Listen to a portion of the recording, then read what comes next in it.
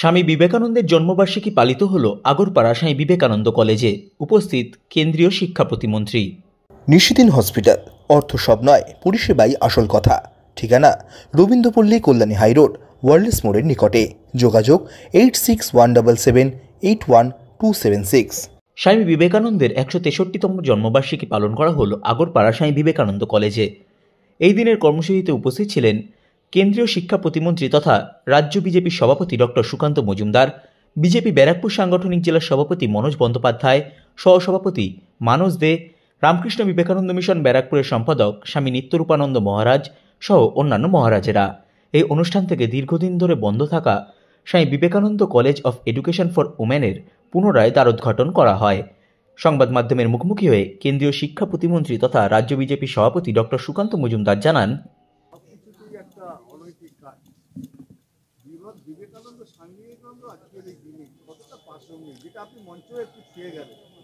দেখুন, স্বামী বিবেকানন্দ যে সময় অবতীর্ণ হয়েছিলেন, স্বাভাবিকভাবে সেই সময় ইংরেজ শাসন চলছিল এবং ভারতবর্ষকে পথ দেখানোর প্রয়োজন ছিল।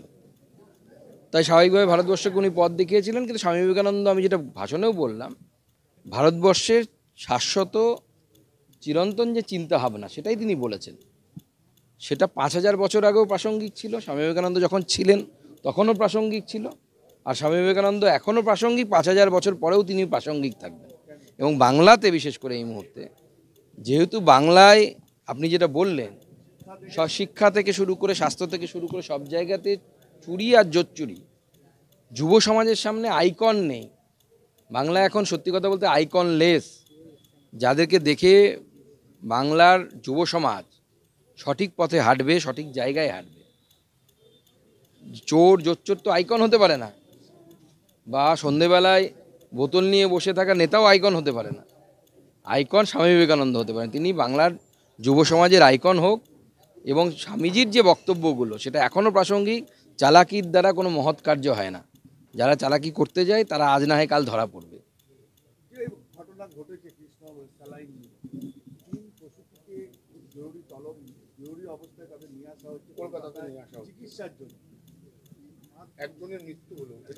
দেখুন, এটা যখন আরজিকর হয়েছিল কাণ্ড, তখন যে দুর্নীতি সামনে এসে তাতেই তো স্পষ্ট হয়ে গেছে। জেলায় জেলায় ওষুধের নামে চকের গুঁড়ো যায় না ওষুধ যায় ভগবান জানে। আপনি টাকা দিন, টাকা দিলে পরে টিউবওয়েলের জলও আপনি ইঞ্জেকশন সিরিজে ভরে ইঞ্জেকশন বলে চালাতে পারবেন, কোনো অসুবিধা নেই। কিন্তু ফ্যালো করি মাখো তেল, এই ফর্মুলাই চলছে রাজ্যে। এবং যে কোম্পানির নামে পশ্চিমবঙ্গ ফার্মাসিউটিক্যালস, তাদের স্যালাইন অলরেডি কর্ণাটকা, বেশ কয়েক বছর আগে কর্ণাটকা গভর্নমেন্ট, তখন তো সম্ভবত, আমি সালটা মনে নেই, সম্ভবত আমাদের বিজেপির সরকার ছিল না, হয়তো কংগ্রেসেরই সরকার ছিল, বা যারই সরকার থাক, সেই সরকার ব্যান করেছিল সেই কোম্পানির প্রোডাক্টকে। তারপরে বাংলায় বহাল তবিয়তে তারা বিক্রি করে গেছে।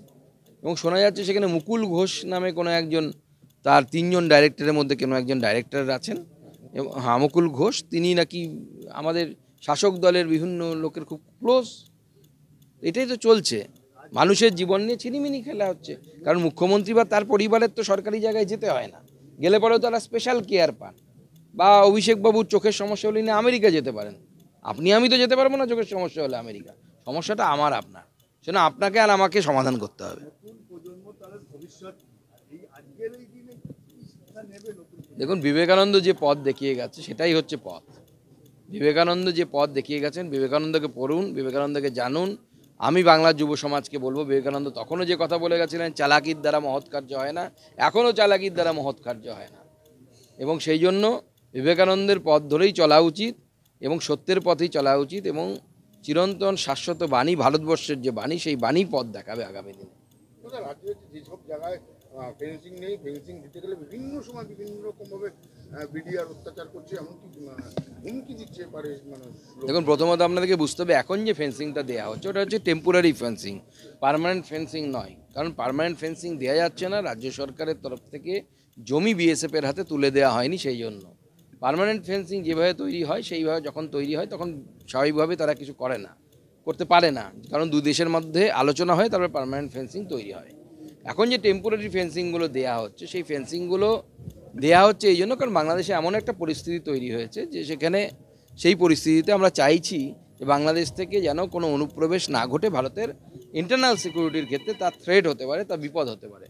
তাই স্বাভাবিকভাবে সেখানে বিডিআর একটা ঝামেলা করার চেষ্টা করছে। কিন্তু আমাদের মনে রাখতে হবে যে বাংলাদেশ হচ্ছে একটা ফাঁদ, সেই ফাঁদে আমরা যেন না পা দিই। তাহলে এই যে ভারতবর্ষের যে যাত্রা পৃথিবীর পঞ্চম বৃহৎ ইকোনমি থেকে তৃতীয় বৃহত্তম ইকোনমি হওয়ার যে যাত্রা, এই যাত্রায় ভাটা পড়বে। এবং এর পেছনে আমার মনে হয় কিছু ইন্টারন্যাশনাল চক্রও কাজ করছে, তারা চাইছে ভারত এই ফাঁদে পা দিই। মানে এটা করে কোনো রকমভাবে পায়ে পায়ে ঝগড়া লাগিয়ে ভারতবর্ষের অর্থনীতিকে কিছুটা ডিস্টেবল করে দেওয়ার একটা চিন্তা ভাবনা চলছে। হয়ে গেছে।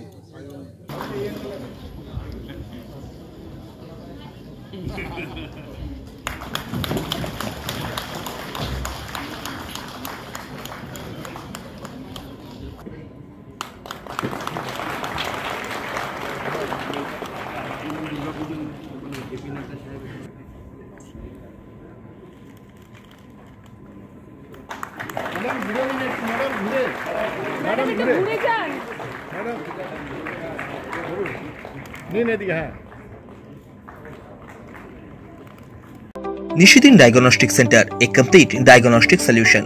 আমাদের ঠিকানা 144/1 সেন্ট্রাল রোড, আনন্দপুরি, ব্যারাকপুর, কলকাতা 122। আমাদের যোগাযোগ 9875338719। সাধ্যের মধ্যে স্বপ্নের ফ্ল্যাট খুঁজছেন? লাবণ্য গ্রুপের পক্ষ থেকে ব্যারাকপুর হরিসভা মন্দিরের নিকটে সোনাঝুরি আবাসন। থাকছে lift, top floor, set, 0% GST।